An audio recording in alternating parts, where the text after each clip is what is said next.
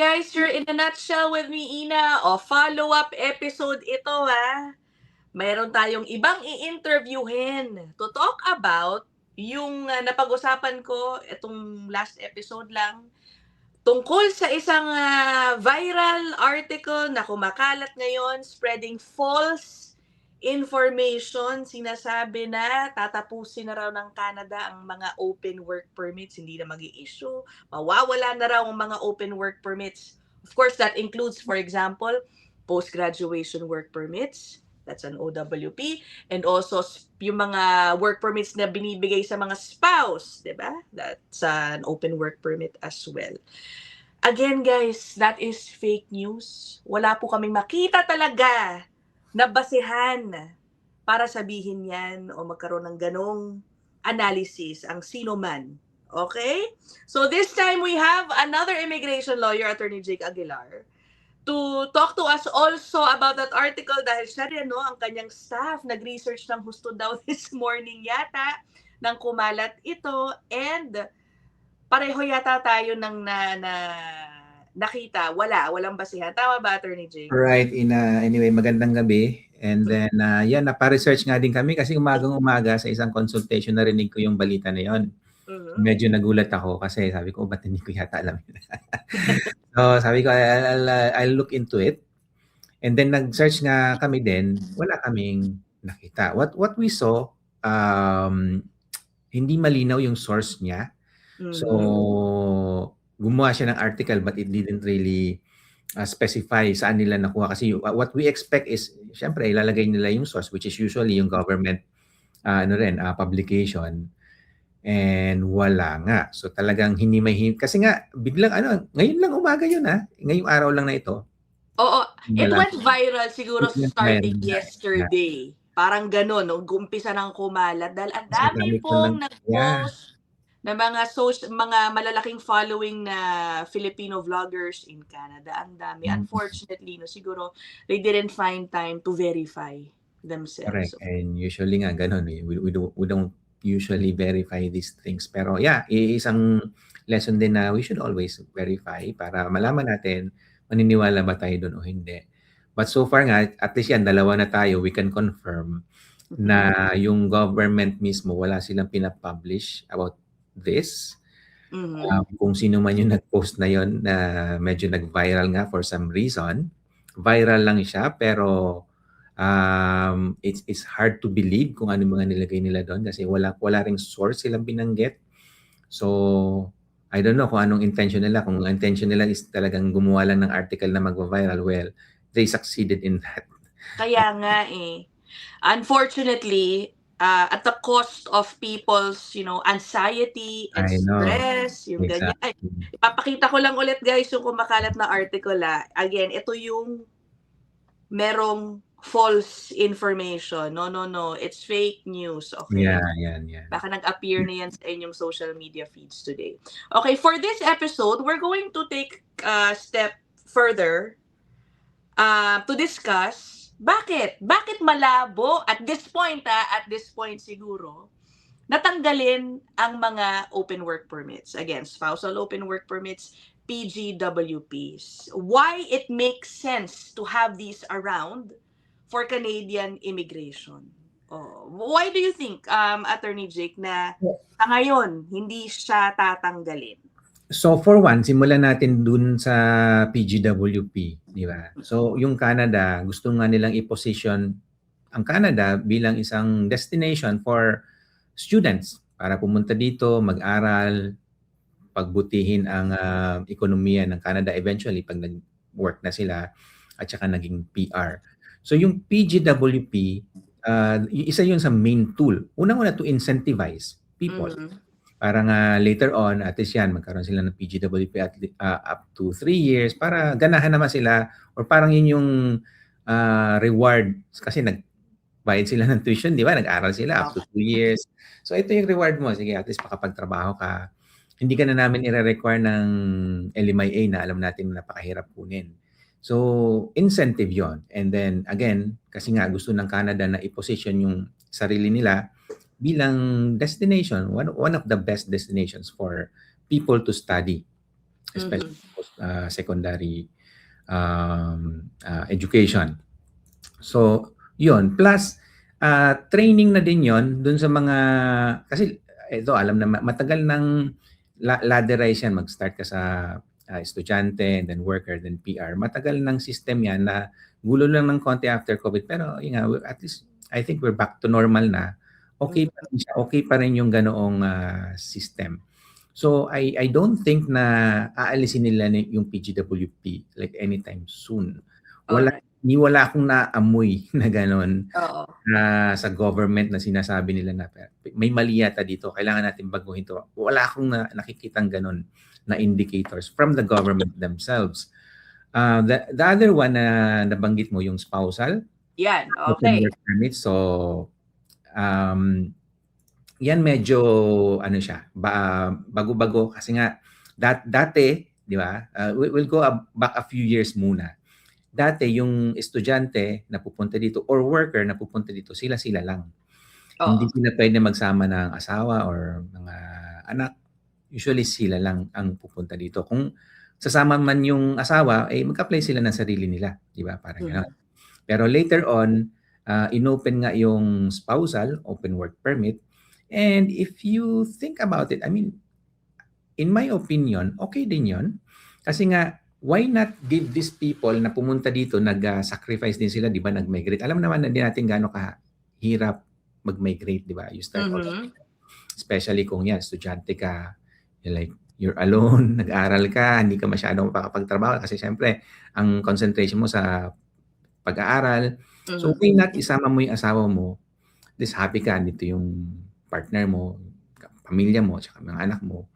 And then, natutulungan ka pa sa pag-aaral mo. So, may malaking purpose yun na mabigyan ng spousal open work permit yung asawa mo.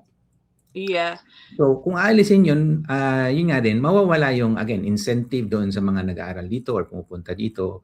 Plus, at the same time nga din kasi, ito yung mga ginugroom. Although walang public policy dito na nakikita ko. Pero ito yung makikita mong direction ng government, di ba? Yung nga, nurture ng government from student to worker to PR. So why not start early? Parang ganon. Why not start early na nung halimbawa yung estudyante nag-decide na pumunta, why not bring the entire family here? Para again, buo sila, maayos sila, yung pamilya nila intact hanggang sa maging worker, hanggang sa maging PR. Rather than yung dati na situation na yun nga, yung isa lang makakarating dito, by the time na naging PR, naghiwalay na sila. Watak na yung pamilya nila, di ba? Nangyayari yun. So, ang tingin din kasi ng gobyerno sa ganyan, yung sanctity ng family kailangan i-preserve. Kaya nga family reunification that's one of the main goals din ng gobyerno. Hindi lang puro economics. Yung family reunification itself is a major objective. Kaya yon ang incentive para sa open work permits. Before we started recording, syempre napag-usapan na namin ni Attorney Jake, no, itong topic na to. Naalala ko yung isa sinasabi mo kanina is parang it makes sense also to give spousal open work permits to spouses of students or workers. Kasi in a way, parang nandito na yung primary applicant, di ba? Exactly. They, in a way, are at an advantage compared to those who may be coming in as landed PRs. Correct. Kasi sila nandito na, gaining experience, living, the Canadian, at least starting to live in, ano tawag dito, assimilating at in a way, exactly. the Canadian society. So, isama nila yung family nila. At least natetest na kung okay sila dito as opposed to landed immigrants na biglang boom, start from bottom pero wala na sila magawa, PR na sila in a way, no? Parang wala silang, mas mahirap ang adjustment ng ganun. Ganun ba? Exactly. So, bigyan natin ng konting context, So, once upon a time, yung pumupunta dito, talagang either landed immigrant, di ba? Okay. Parang, dati ganun parang punta ka dito, landed immigrant, okay. Wala pang express entry nun, panahon na yun. Or punta ka dito, worker lang, pero yun nga, temporary labor shortage ang ina-address nun. Not necessarily na punta ka dito maging worker tapos maging wala pa yung ganun nun eh. Wala pa yung ganung concept nun. Kumbaga punta ka dito as student, aral ka dito, then uwi ka na, balik ka doon kung saan ka galing. Ganun lang. Wala nang progression. Or punta ka dito as worker, and then pagtapos na yung pangangailangan sa'yo, uwi ka. Walang connection bawat isa. Tapos yun nga, PR, okay, land ka ng PR. O sige, PR ka na, ganun. Pero na-realize nila, yung mga nag-start dito as worker nga, katulad na nabanggit mo, yun yung mas malaki ang chance na makapag-assimilate kasi andito na sila eh. Mas madaling makapag-adjust kasi na-try na nila yung buhay, especially as a worker, nakapagtrabaho na sila. Versus PR na on paper, mukhang okay kasi mataas naman pinag-aralan niya, may master, etc. Pero pagdating dito, walang makuhang trabaho kasi yun nga, hindi nila alam, mag-start ka pala sa mababa, parang hindi pala sila ganun. So ngayon, naninibago sila. And marami ring failures sa mga ganon. Marami. Kung bago ako dito, may makilala akong ganon. Yeah, oo.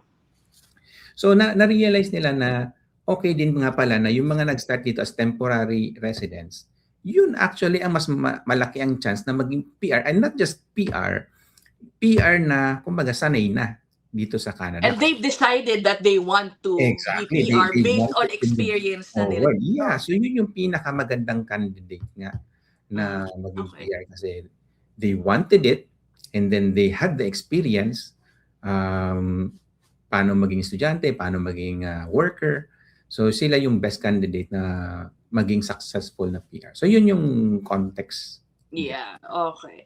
Guys, let me clarify. Hindi namin sinasabi na never mawawala ang, open work permits because, policy can change. Exactly. It's just that at this point, we are coming from the perspective, una sa lahat, ba't natin ito pinag-uusapan? Kasi nga may kumakalat na malang info na starting daw January ngayong January. Yun na nga eh. Mawawala na daw yung open work permits. This is to address that. Yeah. No, there is no government policy na mukhang papunta doon ng direksyon. At pangalawa, again, we are talking about why baka hindi siya mangyayari sa ngayon dahil nga it makes sense in a lot of ways for Canadian. May purpose yung open work permit. Yeah. Oo. And another thing, before we close, naalala ko, pag pinag-uusapan yung mga PFW, guys, by the way, the article kasi says, mawawala na ang open work permits, lahat magta-transition na into closed work permit essentially, no? Lahat work, dapat meron ka ng specific employer. And naiisip ko nga, Attorney Jake, pag pinag-uusapan yung PFW program, gusto ngang ipa-abolish, number one, ng ilan. So, saan tayo lulugar? Wala nang open. Mapupunta doon, pero may nananawagan na tapusin yan. Yeah. Second, advocates for migrant workers actually want foreign workers to be issued open work permits na lahat. Parang ganyan, may mga ganyang panawagan kasi they think that closed work permits are where abuses against workers happen. Mas vulnerable kasi alam nilang kailangan nilang maging mabait sa amo nila. Correct. Yan din na sinasabi lagi sa mga clients ko na. So ako lang personally, no, Attorney Jake, until the TFW system is cleaned up, at wala yung abuse, kasi vulnerable, VOWP is another type of open work permit. Exactly. Hindi pwedeng maging, hindi pwedeng mapunta lahat sa TFW program if the problems in that program still exist at hindi ina-address. That's correct. So, tama yung sinabi mo. On one hand, sabi nila, itigil na yung TFW. Tapos ngayon, may tayo na itigil na yung open work permit. Dapat lahat TFW. Saan tayo lulugar nito ngayon? Oo nga. Unless ang gusto nila lahat ulit balik sa landed immigrants. Parang ganon, yung mga panahon na ganon. I don't know, do you think babalik sa ganon? Yeah, kaso nga lang, mabagal yung yung pag-grow ng Canada. Kasi mabagal na process yun eh. At saka yung assimilation, yun yung importante. Kasi nga, even if sabihin mo, damihan natin yung tatanggapin natin dito as PR. They have been untested. Kumbaga pagdating dito, Yun nga, ako, I have personal experience. Marami akong kilala na ganyan na on paper, yeah, matatalino sila, matataas pinag-aralan, magagandang trabaho nila. Eh minsan nga yun yung hindi makapag-adapt kasi hindi Aha. nila alam na dito pala sa Canada, you have to start from the bottom. At least for most people that I know, you have Mhm. to start somewhere from the bottom. Bihira yung pagdating mo dito, nandun ka na ulit sa taas. Bihira, Yes. bihira yon. So, yun lang. Kaya nga din, well, they can do that na landed agad pagdating dito. Pero from Canada's experience na din with regards to immigration, mas maganda nga na meron ng mga signs na itong taong to adaptable. Kumbaga tried and tested na rather than on paper lang. Kasi wala, on paper, we have no clue. We don't really know anong mangyayari sila pagdating nila dito sa Canada. Kaya nga din minsan, di ba, yan, napag-usapan din yata natin one time, marami ding umaalis or marami ding hindi tumutuloy nga sa citizenship ng Canada, di ba? Kaya Yeah. medyo bumabab din yung rate ng nagiging citizens kasi marami ngang na-realize parang ay, Canada is not for me. May mga ganun din tao. Mhm. O ayun, yun lang yung situation diyan. Oo, okay. Of course, hindi natin nilalahat ano. Hindi natin It's lahat. just a fact. I actually may kakilala din talaga ako na landed immigrant, eh, ang happy nila. Yeah. Pero umuwi rin ng Pilipinas kasi nga hindi nila alam na ganito pala yung, Exactly. magiging buhay at the Yun start yun especially. na yung reality na tinatawag. May stages din Oo. daw yan, ito narinig ko lang no'n. So Mhm. umpisa di ba parang tourist ka, parang everything's nice kasi bagong lugar, eh, Mhm. fresh start, et cetera, et cetera. Pero 'pag nag-sink in na yung reality na, oh, kailangan pala nating kumayod din. Parang yung savings natin medyo naubos na rin yata, medyo magastos pala dito sa Canada, kaya and sometimes nga you think na, oh, dun ako sa pinanggalingan ko, ako yung boss dun, eh, taas ng ano ko dun, eh, ng, posisyon ko dun, eh. So, bigyan niyo ako ng trabaho, kaya ko yan. Pero hindi, eh, Canada is not like that. Yeah, yeah, yeah. Kailangan you have to fit exactly kung mababa lang yung uri ng trabaho, sabihin natin ganyan. Hindi sila mag-ha-hire ng mataas masyadong pinag-aralan, ayaw nila ng gano'n. Kasi Mhm. alam din nila na hindi ka fit para dun sa trabaho na yun. So, Yeah. it's just weird, I understand, pero that's the way Canada works, eh. Yeah. Okay. So yun lang. Dito na natin tatapusin ang usapin tungkol dito sa false information na kumakalat guys sa last episode ko na 'to about that. Okay? Okay na kayo, kasi alam mo dun sa comment section dun sa episode ko lang kanina, Mhm. dami dun na, "Ay thank you." Kasi nga parang hindi raw sila makatulog kagabi sa Hmm, kakaisip, sila yung mga naka-open work permit ngayon. So yeah. So tip na lang po sa mga ano din, sa mga nakikinig ngayon, i-verify niyo din. So lahat na mhm. especially internet especially with AI na rin ngayon, Yeah, madali ngang gumawa ng fake news na tinatawag. correct. So check niyo lang din yung sources. Usually kung matino yung nagsulat nun, they will indicate their source. Correct. Ay nako. Okay, so that is it for this episode. Thank you so much for Salamat, clarifying salamat. that for us, Attorney Jake. Yung email po ni Attorney Jake ang gumagapang dyan sa ibaba if you want to get in touch with them or book a consult. Okay, so we'll end this episode here. Thank you guys. Bye!